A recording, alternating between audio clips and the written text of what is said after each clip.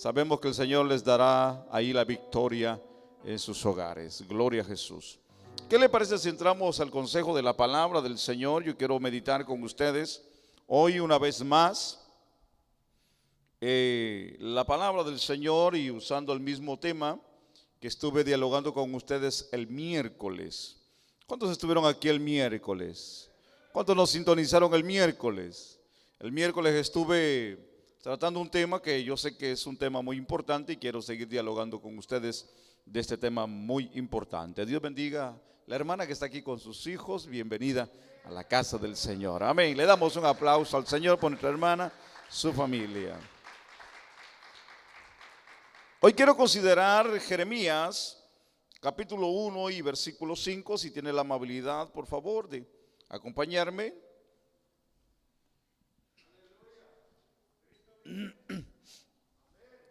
Jeremías capítulo 1 y versículo 5. Queremos considerar este hermoso versículo para la gloria del Señor. Procesos a causa de propósito. Procesos a causa de propósitos. Versículo 5 leemos la palabra del Señor y leemos en el nombre del Padre, del Hijo y del Espíritu Santo. Antes que te formase en el vientre te conocí, y antes que nacieses te santifiqué. Te di por profeta a las naciones. Vuelvo y repito una vez más. Antes que te formase en el vientre te conocí, y antes que nacieses te santifiqué. Te di por profeta a las naciones. Oramos al Señor y le decimos: buen Dios y Padre, que estás en gloria, bendito y adorado eres, porque tú eres Dios, tú eres grande y poderoso. Hoy venimos, Señor, en esta noche a tu casa para proclamar tu nombre, nombre que es sobre todo nombre. Sabemos, Señor, que tú tienes propósitos para cada uno de nosotros. Pero también, Señor, entendemos que hay procesos. Hoy queremos hablar tu palabra, Señor. Ayúdanos a poder expresarla, a poder comunicarla. Abre la mente, el corazón, Señor, y todo lo que se oponga sea quitado y reprendido en el nombre de Jesús. Y que en esta hora tu presencia repose en esta casa y en nuestras vidas. En el nombre de Jesús. Amén y amén. Tenga la amabilidad, por favor, de tomar su lugar. Bueno es el Señor.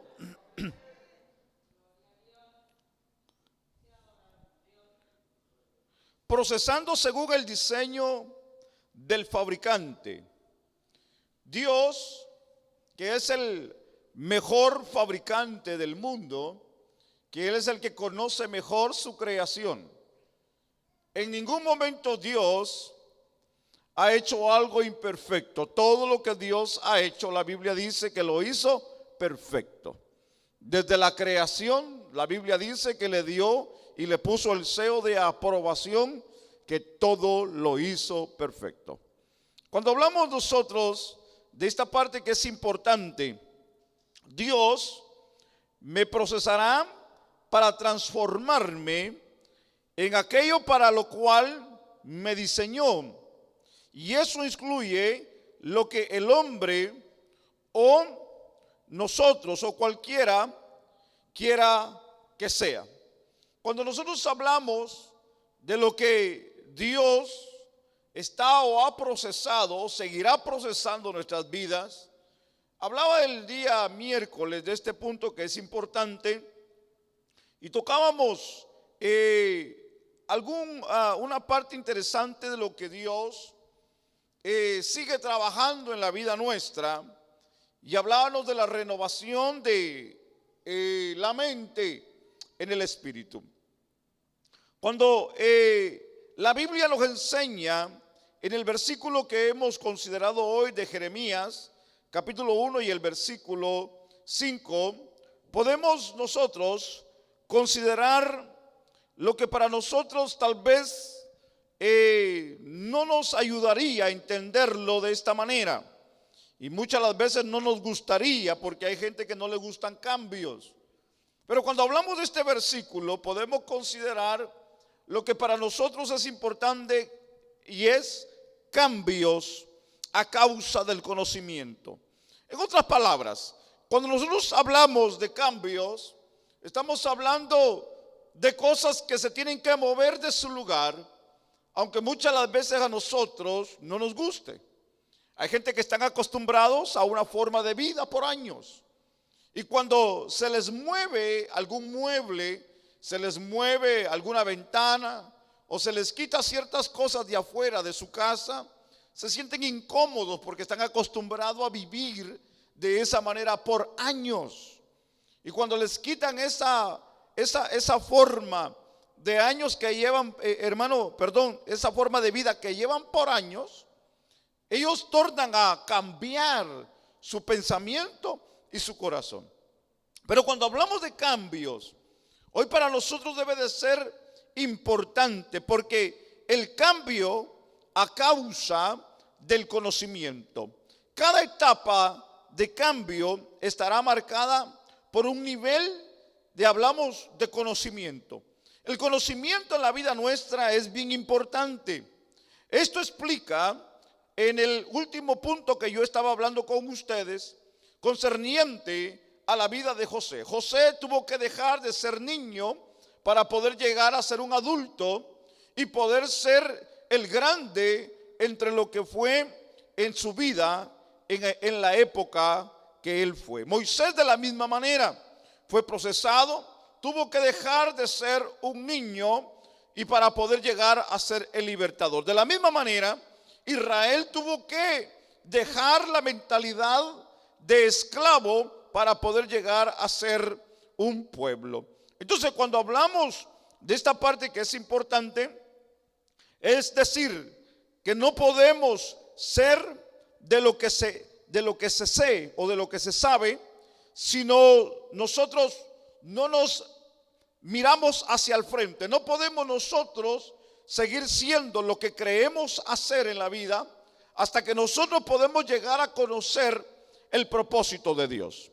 Cuando nosotros hablamos aquí de esta parte que es importante, de lo que es el propósito de Dios y de la manera que podemos operar, no desde lo que se sé o de lo que se sabe, sino desde lo que nosotros o de lo que yo pueda creer de mí mismo. Lo que yo soy es lo que aquí prácticamente es lo que se multiplica. En otras palabras, mi persona ha llegado a tener un conocimiento o llego a tener el conocimiento que actualmente tengo, pero eso no me va a definir a mí llegar a ser grande o llegar a ser una persona sobresaliente en el aspecto físico, sino que me va a determinar lo que yo quiero sí en la vida, pero no me va a poder llevar a ser una persona más grande de lo que yo puedo creer o pensar, porque yo voy a ser hasta donde yo voy a conocer la vida. De ahí en adelante yo ya no puedo seguir creciendo. De la manera que yo puedo seguir creciendo de ahí en adelante es lo que yo pueda creer de lo que yo soy. Déjeme explicar esta parte. Entonces, yo quiero hablarle hoy de multiplicación. 1 por 1 son 2. Entonces, entendamos por favor de que cuando nosotros hablamos, Jesús dijo, vayan y hagan discípulos. Quiere decir que para nosotros poder ganar mi comunidad, ganar el mundo, no lo puedo hacer yo solo, aunque tenga el conocimiento. Tengo que generar otras personas para poder ganar el mundo. Jesús lo hizo. Jesús preparó 12. Jesús preparó 70 para enviarlos y predicar. En ningún momento Jesús se encontró haciendo sola la labor. Jesús vino a predicarle a todo el mundo, pero él tuvo que ocupar 12 y 70 para evangelizar aquella área. Ahora, cuando hablamos nosotros aquí de lo que yo soy, es lo que me voy a multiplicar. Entonces, cuando hablamos esta parte que es importante, es de que yo no voy a poder lograr hacer más de lo que yo no sé, pero sí puedo lograrlo a través, si yo me multiplico por más. No sé si me estoy explicando. Una cosa es tener claridad de identidad, pero otra cosa es tener certeza del propósito. Una cosa es tener identidad y otra cosa es tener claro el propósito. Muchos tienen la claridad de su carácter, que son hijos de Dios, pero no todos tienen claro el propósito de Dios. Muchos saben que son hijos de Dios, pero otros no saben para qué han sido llamados. Y eso es el propósito de Dios. Déjeme seguir explicando porque esto está interesante. Yo puedo saber que soy hijo de Dios, lavado con la sangre de Cristo, y puedo corresponder al nuevo pacto por lo que yo he sido llamado. Pero mi labor y mi asignación no la puedo tener clara en mi vida. Y cuando yo hablo de la labor o de la asignación, estamos hablando de un llamado. Estamos hablando de una función. Estamos hablando de lo que hoy queremos dejar claro, y es el propósito de Dios en la vida nuestra. Entonces, yo tengo claro quién soy, pero no tengo claro qué es lo que tengo que hacer. Entonces, cuando yo no tengo claro lo que tengo que hacer en la vida, entonces no voy a poder avanzar. Por eso que estoy hablando de que me tengo que multiplicar. Pero si no sé cuál es mi propósito, nunca me voy a poder multiplicar. Entonces, no es que yo me venga y me parta en 5 humanamente hablando. No, pero sí puedo evangelizar a 5, sí le puedo hablar a 5, sí me puedo ganar a 5, le puedo transmitir el mensaje a 5 para que esos 5 puedan tener el conocimiento pleno de la verdad, quién es Jesús. Entonces, yo con el conocimiento que tengo no voy a poder llegar lejos, pero sí puedo llegar lejos transmitiendo lo que yo sé a través de la palabra de Dios.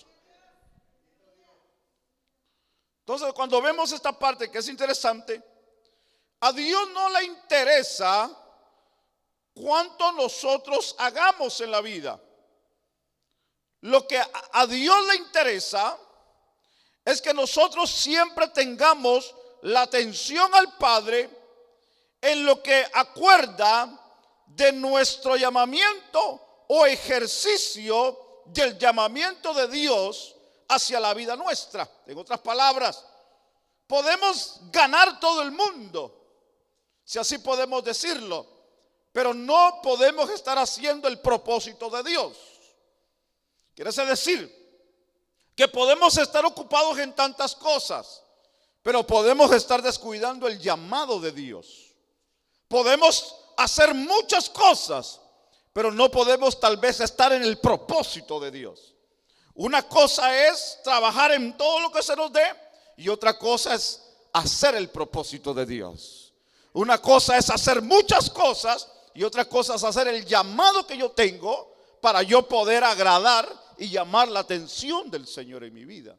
Entonces, yo puedo correr y brincar, pero eso es lo que Dios no quiere que yo haga. Dios quiere que yo esté postrado. Tal vez yo esté postrado, tal vez Dios quiere que no esté tan postrado, sino quiere que brinque y corra. Entonces, son dos cosas muy distintas de las que Dios quiere muchas de las veces en la vida nuestra. Ahora, yo le hago la pregunta, ¿cuál es su propósito suyo aquí en la tierra? Ahora, entendamos por un momento, cada uno de nosotros tenemos un propósito.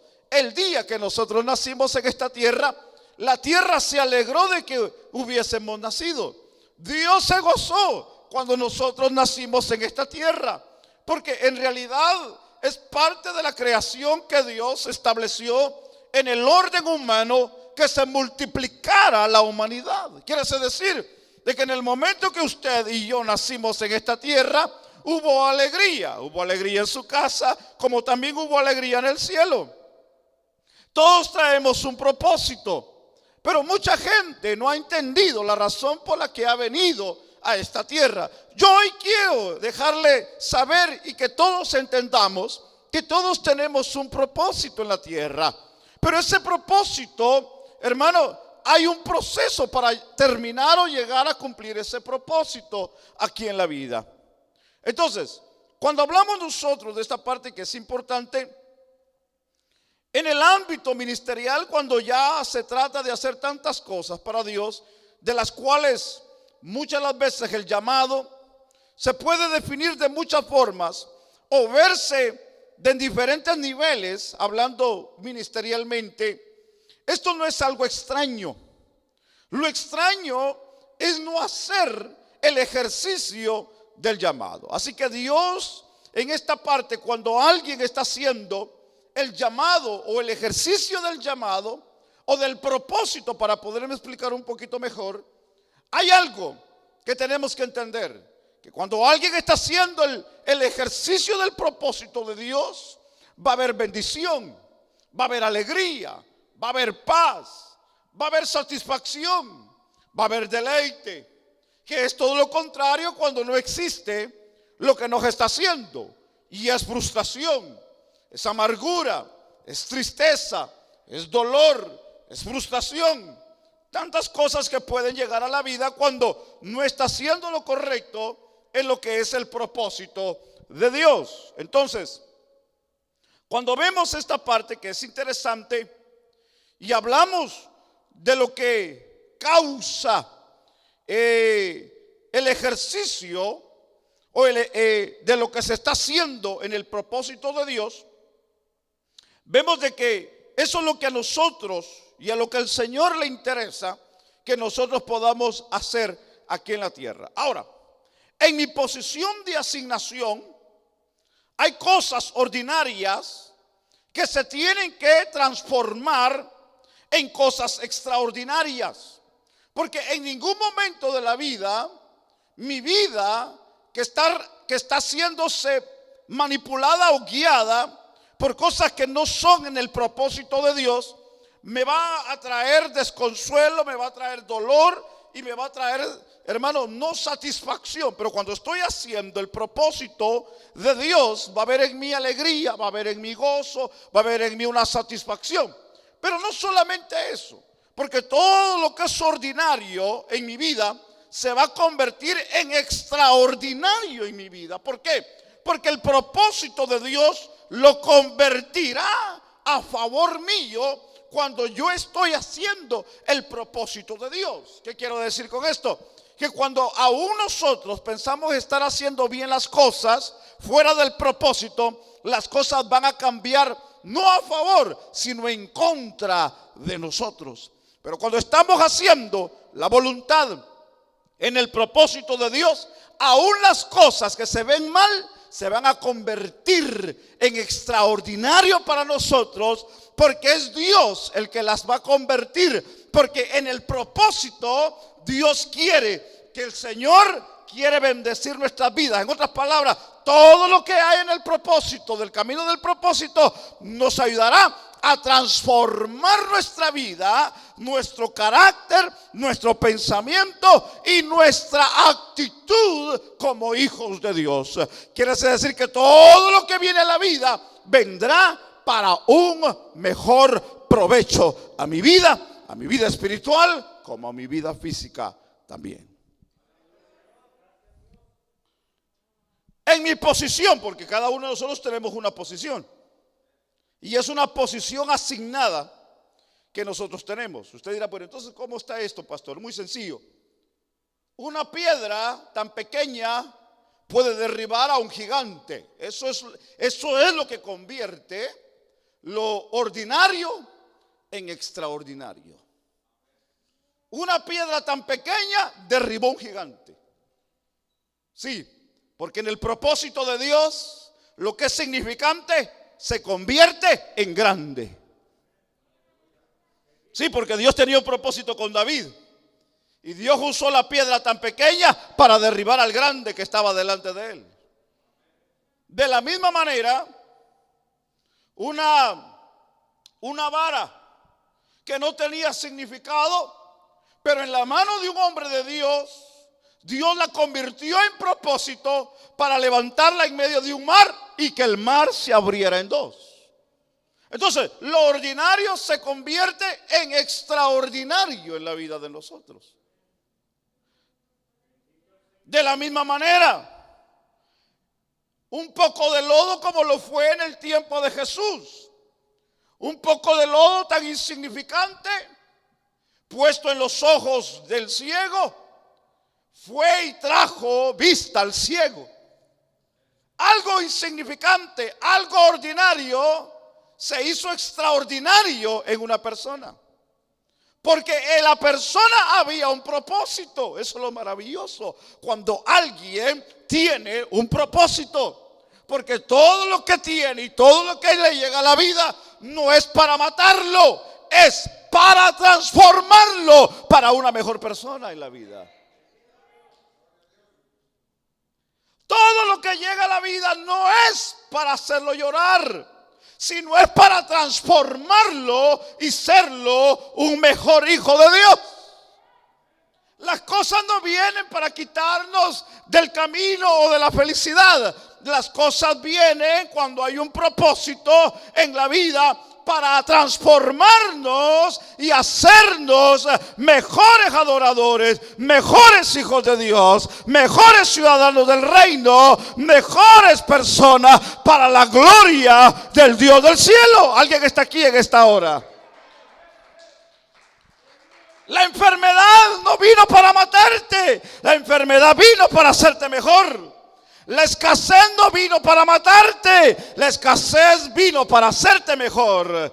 El problema no vino para alejarte, el problema vino para hacerte mejor. ¿Alguien está aquí?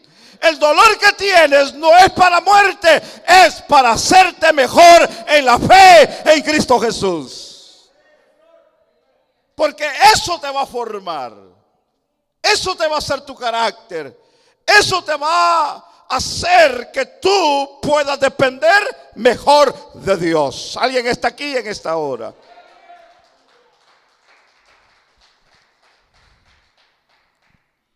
Tú y yo somos la materia prima, que es lo que Dios quiere usar para poder comenzar a hacer la multiplicación y el milagro en la vida nuestra. Una de las grandes interrogantes a nivel global son los ministerios. Uno porque crece más que otro.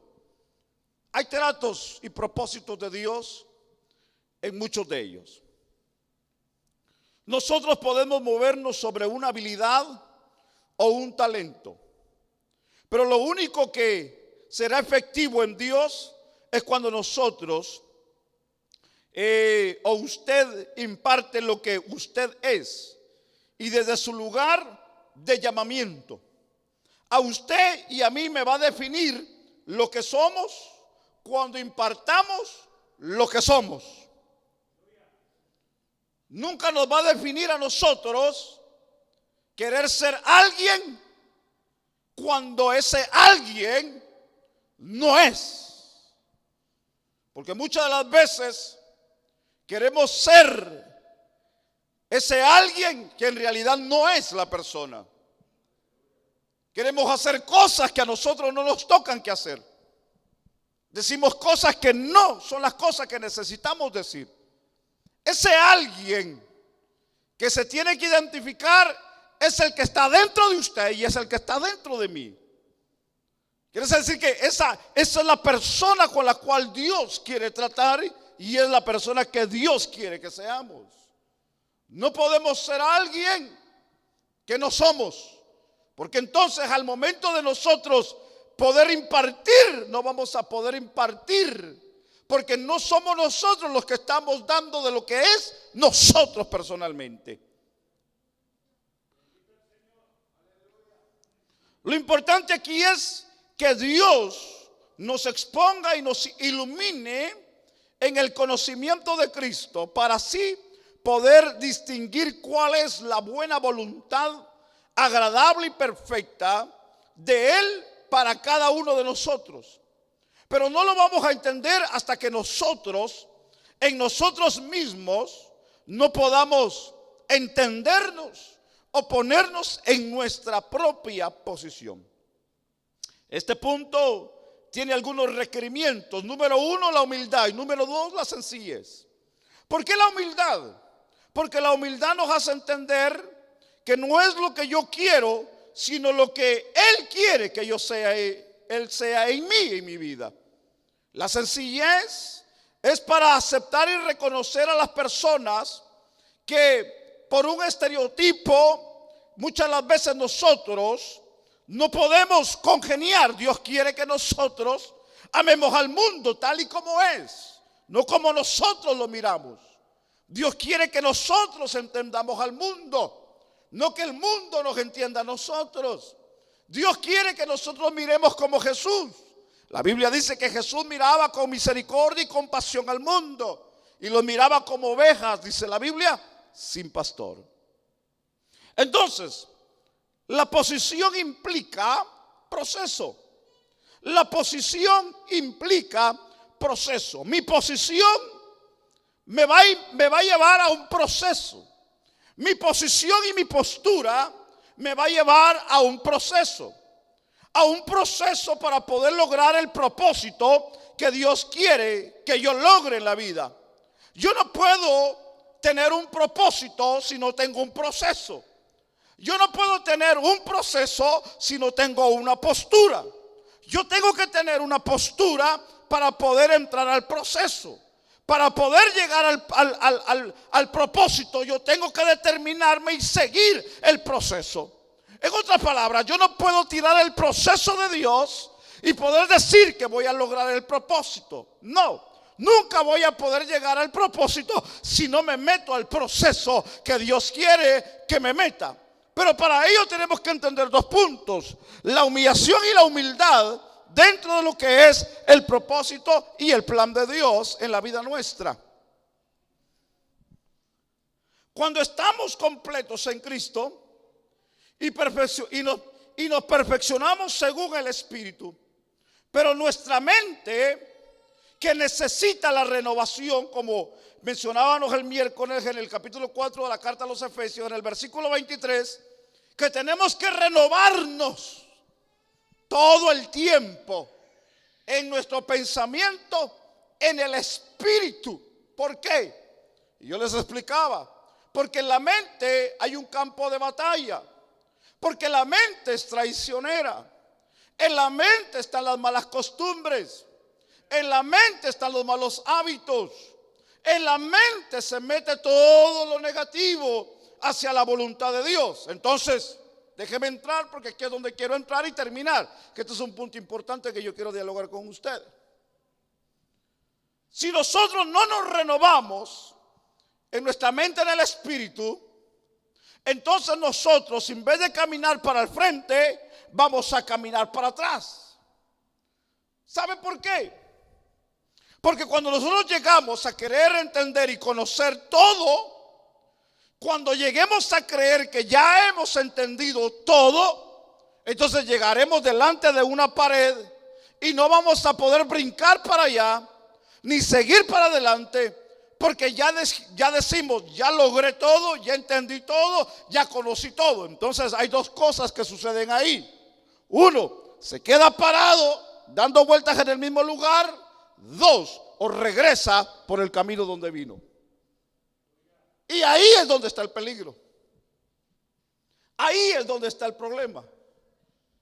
Porque cuando nosotros llegamos a caer en ese estado, tenemos un problema grande, porque ya no queremos seguir el propósito de Dios. Por eso de que Dios se encargará muchas de las veces de colocarnos en personas, muchas veces no entendemos esta parte, en personas de las que menos nosotros queremos estar. Muchas de las veces Dios permitirá que podamos tolerar cosas para que nosotros podamos ser quebrantados dentro de nuestra propia vida.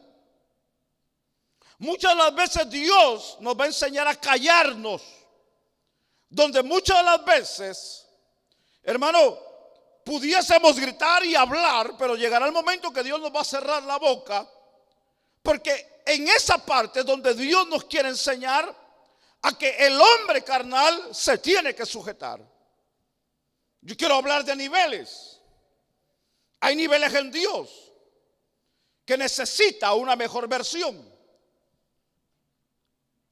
Y cuando hablo de una mejor versión, para poder entendernos, voy a hablar de la tecnología.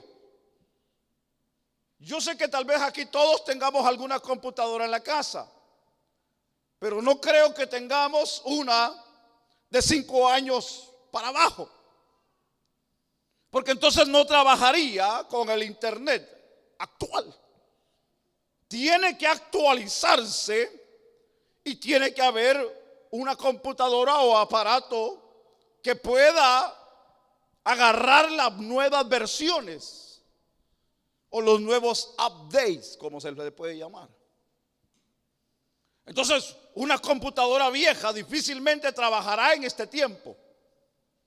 Entonces, cuando nosotros hablamos de niveles de Dios, estamos hablando que es necesario que nuestra versión como cristianos, no le estoy mencionando ni me malinterprete en cambiar el evangelio, porque no estoy hablando de eso, ni tampoco estoy hablando que se modernice, sino estoy hablando de una versión, de un cambio, de poder ver de una manera distinta el propósito de Dios en la vida de nosotros.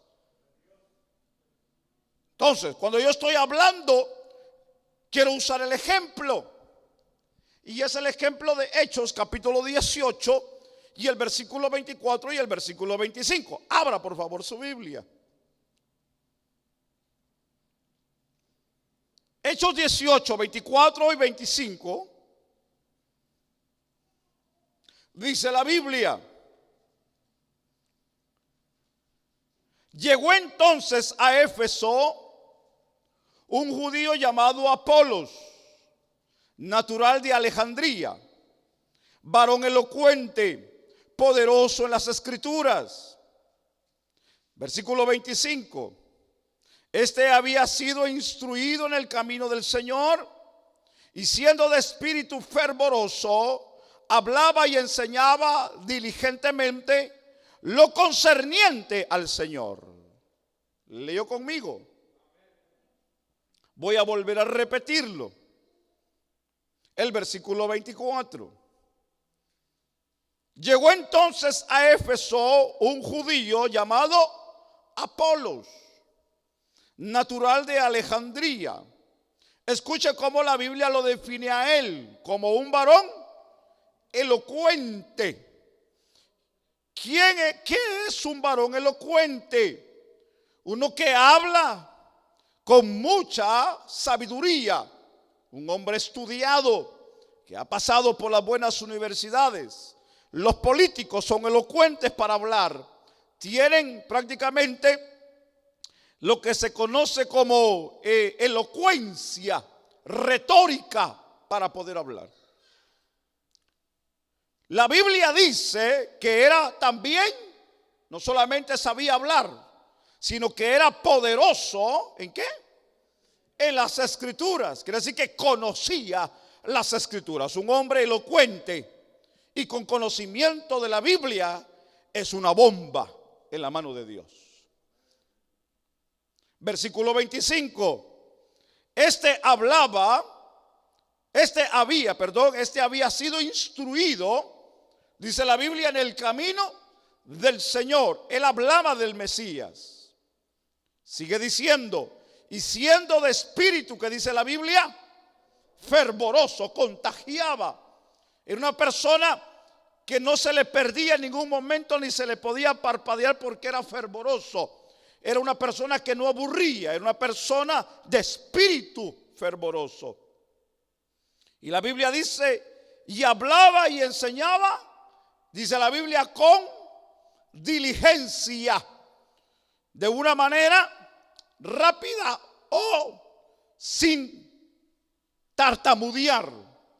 Y dice la Biblia, lo concerniente al Señor. En otras palabras, estaba seguro de lo que él estaba hablando. Pero aquí hay un pero, y aquí hay una mosca en el caldo. Dice, aunque solamente conocía el bautismo de Juan. Eso es interesante pensar, porque toda la forma como el escritor de los Hechos lo pone arriba como un buen hombre, elocuente, conocedor, ferviente, diligente, y todas esas cualidades importantes que tal vez en muchos de nosotros, hermanos, nos hacen falta. Este hombre los tenía todos. Era un hombre que uno se sentaba, al escucharlo se quedaba con la boca abierta, como disertaba la Biblia, la palabra de Dios, este hombre. Pero había un problema, y es que el hombre, la Biblia dice que solamente tenía claro el evangelio hasta Juan el Bautista. De ahí en adelante él desconocía la otra parte de la verdad del evangelio de la que predicaban los apóstoles. En otras palabras, Apolos es el prototipo de líder o de persona con grandes características, pero limitado por la ausencia de cambios continuos. Él necesitaba ponerse al día para poder entender el evangelio completo de Jesucristo.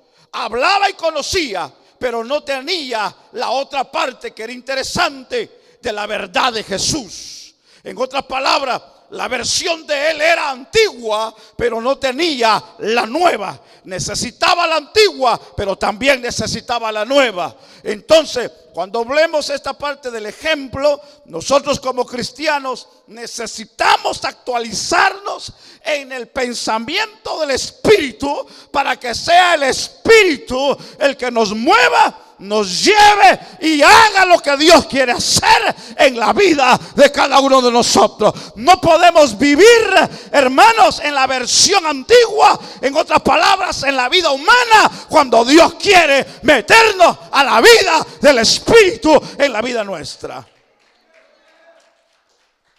Necesitamos renovarnos. Necesitamos cambiar en el Espíritu. Necesitamos llegar a niveles grandes dentro del Espíritu. Necesitamos conocer a Dios cada día en la vida nuestra. No podemos seguir viviendo lo que hace 5, 15, 20 años vivimos, cuando Dios hoy sigue haciendo milagros y sigue cambiando y sigue transformando y se sigue moviendo en la iglesia. No podemos seguir viviendo como Dios un día trató. Hoy todavía Dios sigue tratando dentro de la iglesia del Señor. Pero para eso necesitamos ponernos en nuestra postura para poder entrar al proceso del propósito de Dios. El proceso te va a llevar a cambiar tu versión en Dios, porque el proceso te va a hacer diferente. El proceso te va a cambiar. El proceso te va a transformar. El proceso te va a dar una nueva visión. El proceso te va a dar un nuevo propósito. El proceso te va a hacer ferviente. El proceso te va a hacer amar más a Dios. El proceso te va a hacer más amar a tu hermano. El proceso te va a hacer más amar al mundo. El proceso te va a hacer más amar tu iglesia. El proceso te va a hacer que trabajes más para Dios. El proceso te va a hacer orar. El proceso te va a hacer ayunar. El proceso te va a hacer leer la Biblia. El proceso te va a llenar de Dios a tu vida. El proceso nos va a transformar para el propósito que Dios quiere que seamos en esta vida. No sueltes el proceso que Dios tiene para ti. No sueltes el proceso en el cual Dios te tiene. No le huyas al proceso que Dios quiere meterte. No le tengas miedo al proceso en el cual Dios te va a meter, porque es para bien y transformación tuya. Porque Dios quiere que tú tengas la versión completa de la verdad del evangelio. Dios te bendiga en esta hora. Que Dios te guarde y que Dios